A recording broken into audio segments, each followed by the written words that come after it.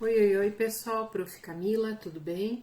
Hoje a gente vai começar um pouquinho, antes de a gente iniciar sobre as leis da herança genética, a gente vai tentar entender como é que essa história da hereditariedade começou. Então, quais que foram as primeiras ideias para essa hereditariedade? E quando a gente fala das primeiras ideias, nós estamos falando de muito tempo atrás, né? Já em 500 antes de Cristo, acreditava-se que os homens e as mulheres tinham sêmen e que este sêmen ele se originava do cérebro.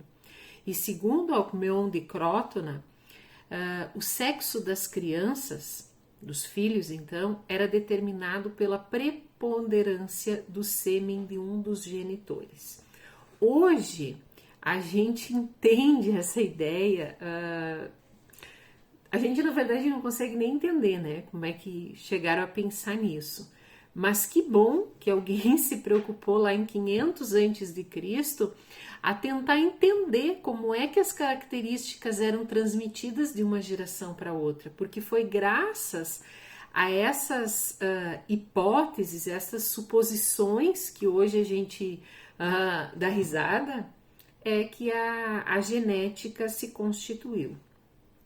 Mais tarde, então, em 490, 430 antes de Cristo, Empédocles, ele disse que o calor do útero que era decisivo para determinar o sexo dos bebês. Então, que um útero quente produziria filhos homens e que um útero frio produziria filhas mulheres, certo? A gente começa, né, se a gente for analisar sobre o viés mais sociológico, a gente começa a ver, né, nessas afirmações já um certo grau assim de machismo, né? E aí depois em 500 a 428 a.C., Anásagoras de Clazomene, ele postulava então que o sêmen ele ocorria apenas no macho e que ele continha então uma espécie de miniatura, um protótipo de cada órgão do futuro ser. E que as mulheres, as fêmeas, então, elas atuariam única e exclusivamente para receber esse protótipo e para nutrir esse ser pré-formado. Então, que a mulher aqui não tem importância, além da nutrição e além de ser receptora, nenhuma importância para a formação do novo ser. E aí, com isso, ele teve alguns questionamentos sobre meninos e sobre meninas, né? A formação de filhos homens e de filhas mulheres. E aí ele alegou a teoria da direita e da esquerda, né? O que é a teoria da direita e da esquerda?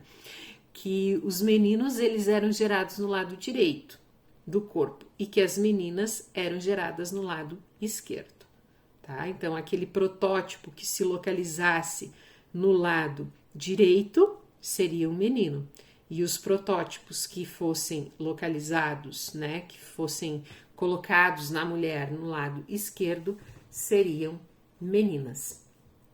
Hipócrates, também um tempo antes de Cristo, ele falou, né, e tentou explicar essa questão da genética e da hereditariedade através da pangênese, aonde cada órgão ou cada parte do corpo de um organismo vivo, ele dizia que essas partes produziriam micropartículas hereditárias, que eram as partículas que ele denominou como gêmulas.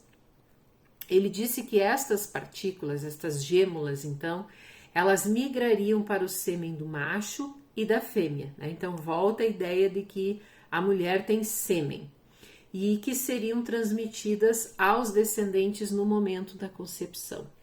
E o novo ser ele seria elaborado então a partir de gêmulas que fossem recebidas do pai e gêmulas que fossem recebidas da mãe. E por isso a explicação, né, de muita semelhança dos filhos com o pai e dos filhos com a mãe. Ele era um adepto, né? Adeptos dessa teoria foram Lamarck e Darwin. Depois, Aristóteles, então, ele criticou fortemente a pangênese, né? Ele não concordava com a pangênese. E ele disse que a fêmea, ela fornecia uma matéria básica que constituía e que nutria o ser em formação, enquanto que o macho, por meio do sêmen, ele ia transmitir a essência, né? A alma, a fonte da forma e do movimento. E aí o grande preconceito, né? Uma situação bem complicada da gente falar hoje, mas é importante para a gente entender um pouquinho como que se deu a história e a história da ciência, ela explica muita coisa que a gente ainda vê nos dias de hoje. Aristóteles dizia que que esse novo ser, né, que tivesse um desenvolvimento normal, ele era semelhante ao pai. E se ele apresentasse alguma deficiência, algum problema, alguma falha, ele era parecido com a mãe, com a mulher. Por quê? Porque o homem era perfeito, o homem não erra, o homem não tem problema.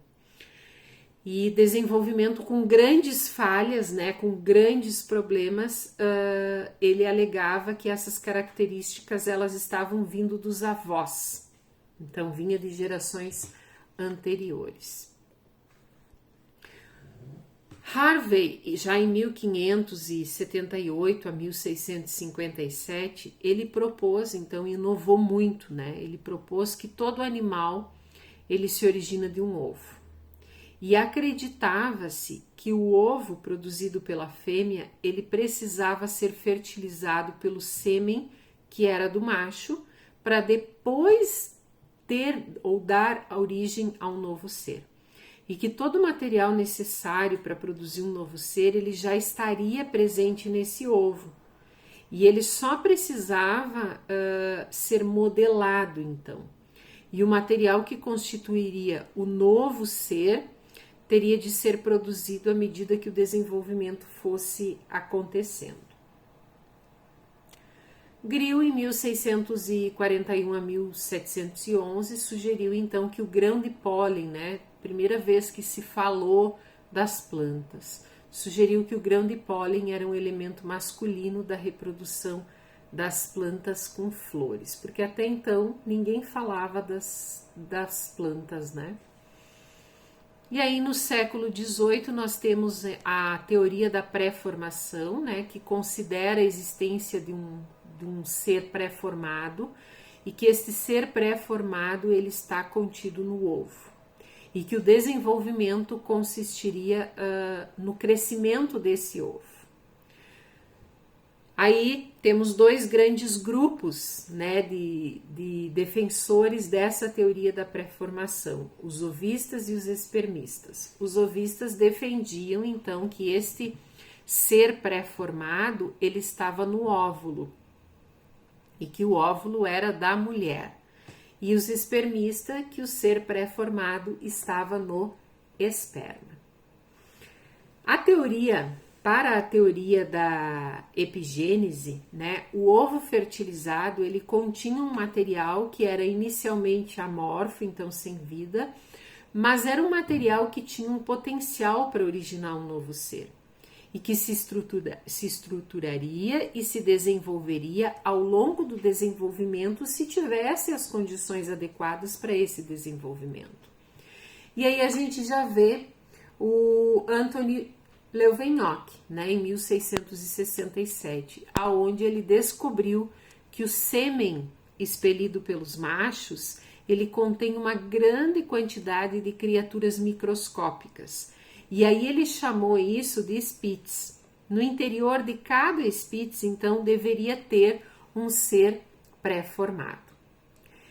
O Linneu, pai da classificação, né, ele não conseguiu classificar os animais, né, esses Spitz encontrados no esperma por Leeuwenhoek. O Spallanzani, ele já a partir dessas informações então de Leeuwenhoek, ele tentou determinar a função do sêmen na reprodução de rãs e ele concluiu que os espermatozoides eles não participavam do processo de fertilização destas espécies, das rãs, né? Bayer, ele descobriu que tecidos e órgãos eles são formados ao longo do período do desenvolvimento embrionário e logo desta forma então o indivíduo ele pode estar pré-formado no interior dos gametas. E aí volta a reafirmar, né, aquela teoria que já tinha sido levantada, que é a teoria da epigênese.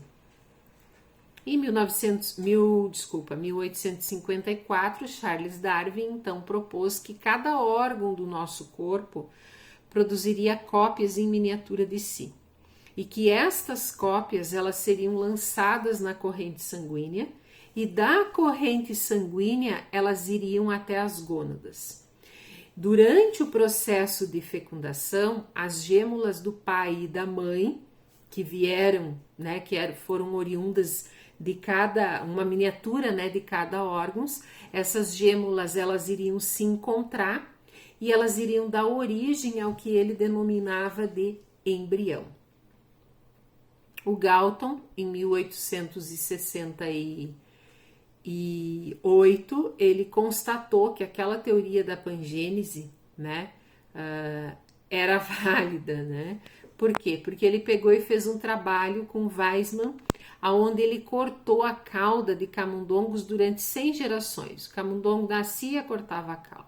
Nascia mais uma geração, cortava a cauda. E assim ele foi indo, até ele completar 100 gerações. E aí ele pôde propor que as características elas são transmitidas através do sangue, mas elas vão sendo diluídas geometricamente através de cada uma das gerações.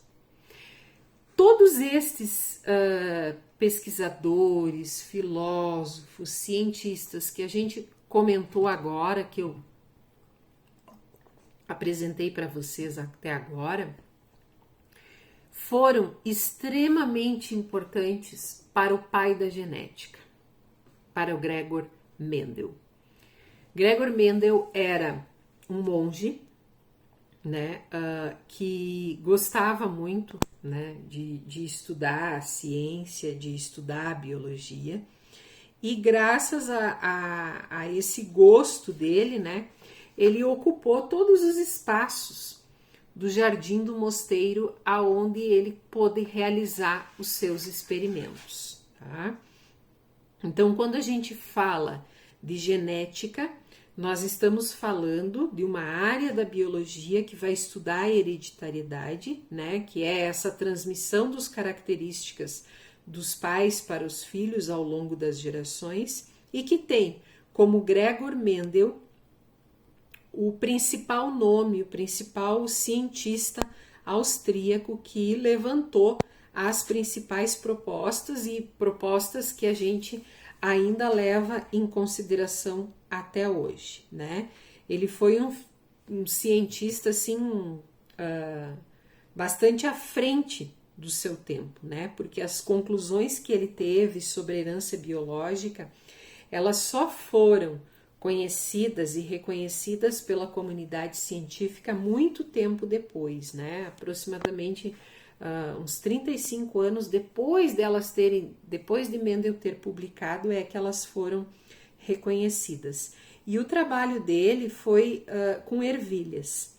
E foi graças a esse trabalho, então, que os resultados que ele teve desses cruzamentos que ele fez no Jardim do Mosteiro, é que ajudou a desvendar as leis fundamentais da herança. E por isso é considerado como um grande marco na história da ciência, tá?